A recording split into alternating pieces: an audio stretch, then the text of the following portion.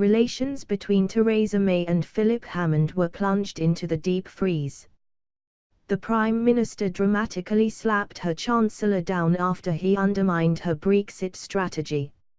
Mr. Hammond had said he was not ready to release the billions of pounds needed to prepare for leaving the EU last possible moment. His stance contradicts Mrs. May's attempt to convince Brussels that Britain is ready to walk away if trade talks are dragged out. Mr. Hammond without a deal. He also insisted any spending should be delayed until the last possible moment, also risked angering Eurosceptic MPs who have rallied round the Prime Minister after a difficult fortnight.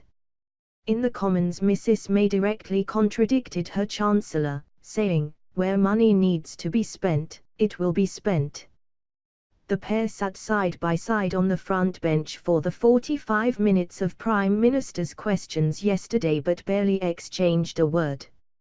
Mrs. May revealed the government had signed off an extra £250 million for Brexit preparations this year, including money for no-deal contingency plans. And she said the Treasury would be writing to ministries to release further cash for measures such as border controls. The row, which sparked fresh talk that the Chancellor could be sacked in an autumn reshuffle, came as Treasury Chief Secretary Elizabeth Truss, who was a Remainer, said given the chance to vote again she would back Brexit because dire predictions about it had proved wrong. Mr. Hammond warned all flights to Europe could be grounded if Britain left without a deal, a view not shared by the Department for Transport. Senior ministers were reported to have clashed with him in cabinet. Labour warned it could vote down any no-deal agreement. Berlin was reported to be insisting on a divorce settlement of up to £90 billion.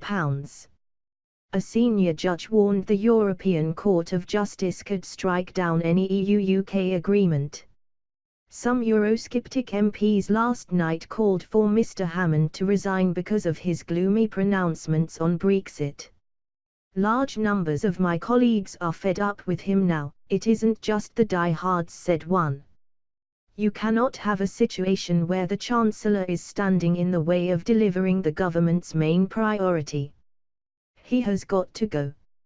In an article in The Times, Mr. Hammond had said, "We will end any necessary funding and we will only spend it when it is responsible to do so."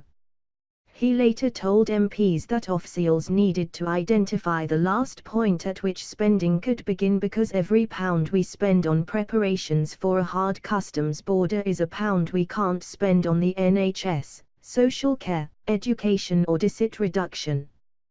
The Chancellor gave another downbeat assessment of Brexit, telling the Commons Treasury Committee it had placed a cloud of uncertainty over the economy.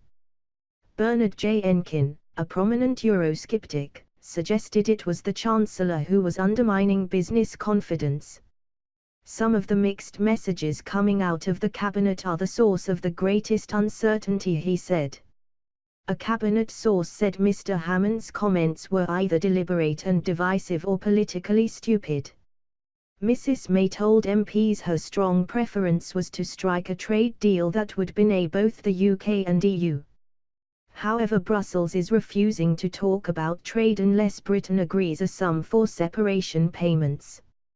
Ministers have abandoned hope of making progress ahead of next week's summit of EU leaders in Brussels. They still hope the bloc will relent by Christmas.